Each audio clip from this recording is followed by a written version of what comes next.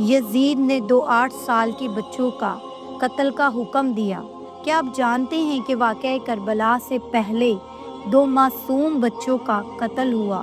وہ بچے کون تھے جنہیں شہید کر دیا گیا؟ کوفہ کی گلیاں ویران اور سنسان تھی، کوئی بھی ان کی مدد کو نہ آیا۔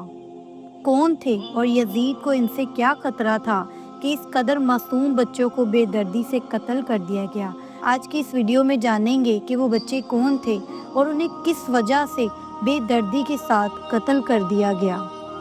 جب صورتحال اتنی گمبھیر ہو گئی تو حضرت مسلم بن عقیل نے ان دونوں شہزادوں کو حضرت شریع رضی اللہ تعالیٰ عنہ کے یہاں پہنچا دیا اور اپنے بیٹوں سے فرمایا کہ آپ یہاں ٹھہرو، میں تمہارے چچا ہانی کی رہائی کے لیے جنگ کے لیے جا رہا ہوں اور ابھی لوٹ کر آتا ہوں۔ ننھے شہزادے اسی ہی لمحے سے اپنے والد کی واپسی کا انتظار فرمانے لگے۔ سارا دن گزر گیا، پھر ساری رات بیت گئی، لیکن حضرت مسلم بن عقیل رضی اللہ تعالیٰ عنہ واپس تشریف نہ لائے۔ ان معصوم بچوں نے پردیس میں ایک لقمہ بھی تناول نہ کیا تھا۔ یہ ایک عجیب پریشانی تھی اور مایوسی کی کیفیت تھی۔ ننھے شہزادے نہ پانی پیتے تھے اور نہ ہی کچھ کھاتے تھے۔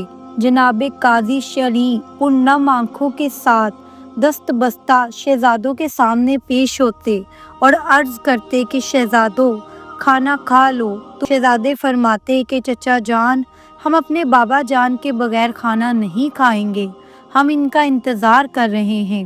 قاضی شریع ایک آہ بھر کر سر جھکا لیتے اور نہ وہ بیان کر سکتے تھے اور نہ ہی چھپا سکتے تھے۔ پرنم آنکھوں کے ساتھ لوٹ جاتے، پھر کچھ وقت کے بعد عرض کرتے اور پھر وہی جواب ملتا کہ چچا جان، ہم اپنے بابا جان کے بغیر کھانا نہیں کھائیں گے۔ یہ کشمکش جاری تھی۔ 2 دن سے ننھے شہزادوں نے کچھ کھایا پیا نہ تھا۔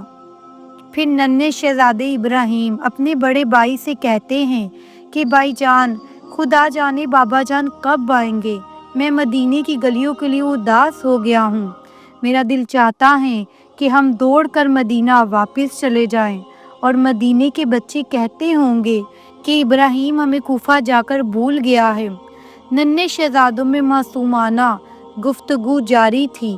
قاضی شریع اور اس کے گھر والے اس گفتگو کو سن رہے تھے اور ان کا کلیجہ پھٹا جا رہا تھا۔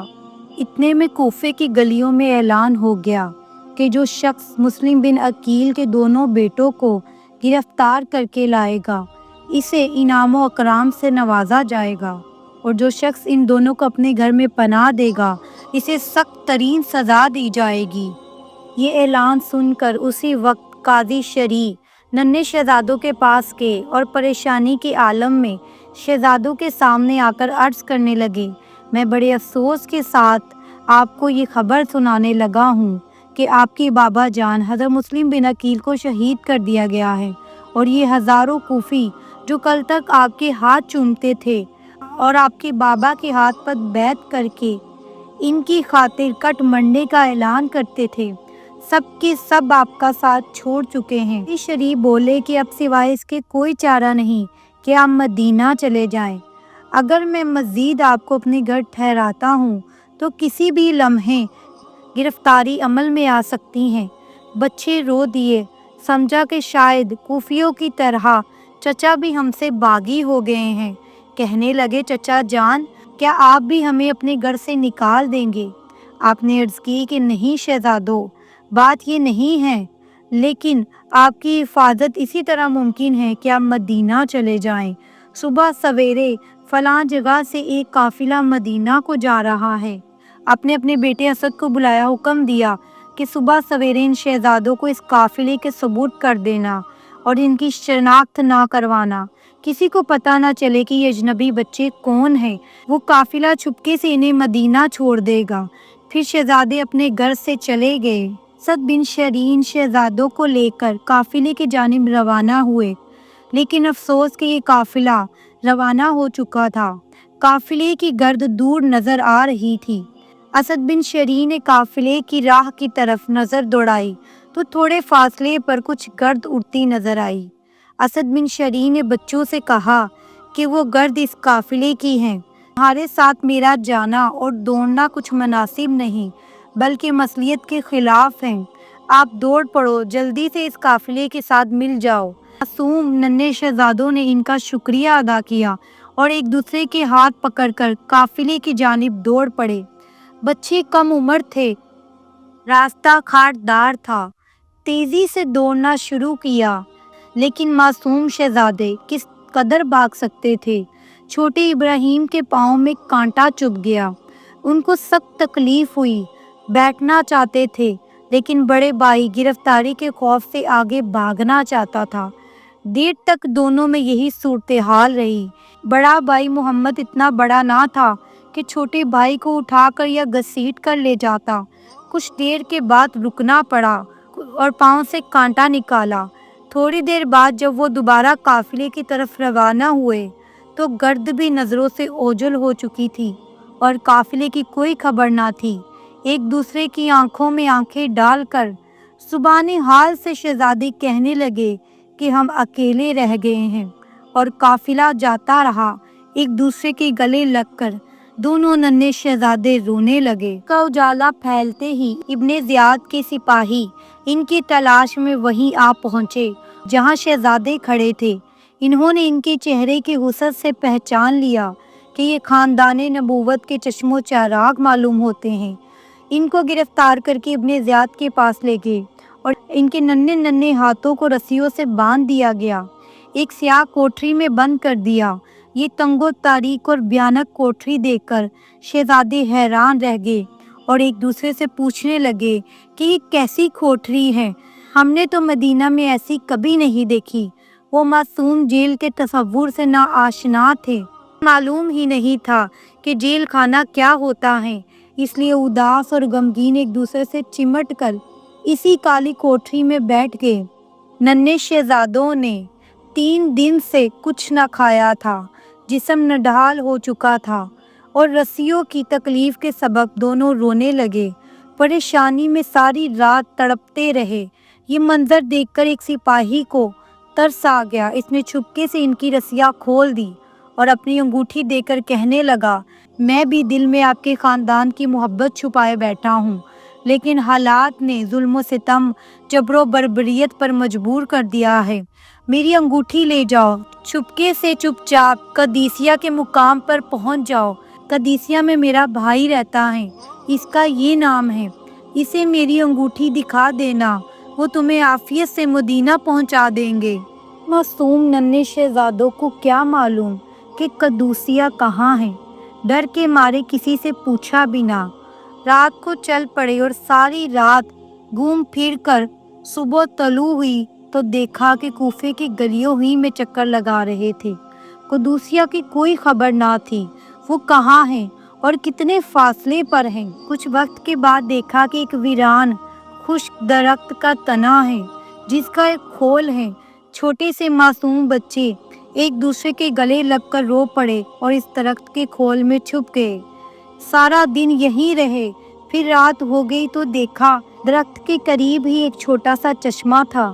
ایک لونڈی ادھر سے پانی بھرنے آئی تو ان ننھے شہزادوں پر نظر پڑی تو بولی کہ تم کون ہو؟ بچے سچ بولنے کے عادی تھے، بول پڑے کہ ہم مسلم بن عقیل کے بیٹے ہیں۔ فوری آئی اور ان ننھے شہزادوں کو اپنے گھر لے گئی، ان کو نہلایا دھلایا اور دن بھر ان کا خیال رکھا۔ رات کو ایک الگ کمرے میں کھانا کھلا کر چھپا دیا۔ اس عورت کا خاوند شہزادوں کی تلاش میں سارا دن سرگرداں رہا، تھک ہار کر رات کو گھر پہنچا اور کھانا کھا کر اپنے کمرے میں سو گیا۔ کمرے میں وہ عورت اور اس کا شوہر لیٹے ہوئے تھے، دوسرے کمرے میں ننھے شہزادے تنہا تھے۔ اچانک رات کو ایک بھائی خواب دیکھتا ہے کہ دہشت کا منظر ہے، ہمارے نانا جان سیدنا محمد مصطفیٰ صلی اللہ علیہ وسلم ایک مجلس میں جلوہ افروز ہیں، اور وہ بچہ خواب میں دیکھتا ہے کہ حضور سرور کونین کے دربار میں حضرت علی شیر خدا اور سیدہ فاطمہ الزہرا موجود ہیں رضی اللہ تعالی عنہا، اور حضرت امام رضی اللہ تعالی عنہ بھی، اور ان کے والد حضرت مسلم بن عقیل رضی اللہ تعالی عنہ بھی موجود ہیں۔ حضور صلی اللہ علیہ وسلم حضرت مسلم بن عقیل سے فرما رہے ہیں، بیٹے مسلم خود آ گئے ہو، بچوں کو اکیلا چھوڑ آئے ہو۔ اس پر حضرت مسلم بن عقیل رو کر عرض کرتے ہیں، یا رسول اللہ صلی اللہ علیہ وسلم، چند گھڑیوں کی بات ہے، وہ بھی آ رہے ہیں۔ بس یہ گفتگو سنی اور منظر دیکھا تو بچہ بے ساختہ چیخ اٹھا اور ساتھ ہی دوسرا بھائی بھی بے ساختہ چیخ پڑا۔ پھر دونوں ایک دوسرے کے گلے لگ کر رونے لگے۔ بڑے بھائی محمد نے پوچھا کہ تم کیوں رو رہے ہو؟ وہ کہنے لگے کہ ابھی ہمارے نانا جان نے بابا جان سے پوچھا، مسلم بچوں کو اکیلا کیوں چھوڑ آئے ہو؟ بابا جان نے کہا کہ حضور وہ بھی آ رہے ہیں۔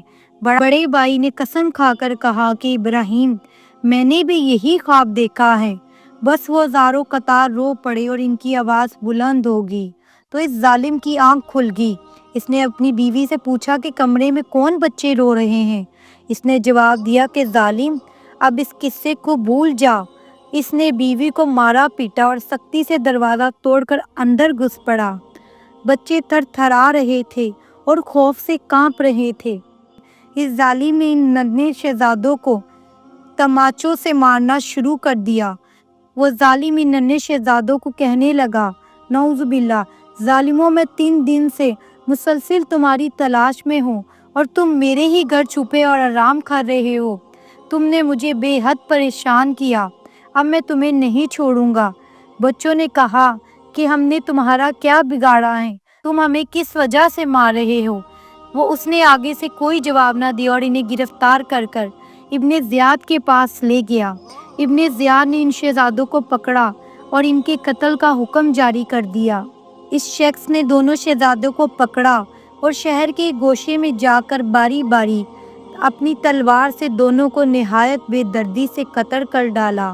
گلستان محمدی کے یہ دونوں پھول کھلنے سے پہلے ہی مرجھا گئے اور ان کا مقدس خون زمین پر بہہ گیا، سر تن سے جدا ہو گئے، جسم مبارک خاک میں تڑپنے لگے۔ پھر یہ دونوں سر اور مسلم بن عقیل اور حضرت ہانی رضی اللہ تعالیٰ عنہ کے سر سب یزید کے پاس پہنچا دیے گئے۔ اطلاع کر دی گئی کہ سب کے سب جو یزید کی حکومت کے خلاف تھے شہید کر دیے گئے۔ ننھے شہزادے شہادت سے پہلے اس بات پر پریشان تھے کہ کاش کوئی ہمارے چچا حسین علیہ السلام کو یہ خبر کر دیتا کہ انہیں پتہ چل جاتا کہ کوفے والے پھر گئے ہیں، تاکہ وہ یہاں تشریف نہ لائے۔ یہ تمنا دل میں لیے ننھے شہزادے حضور صلی اللہ علیہ وسلم کی باغ کے وہ پھول اس دنیا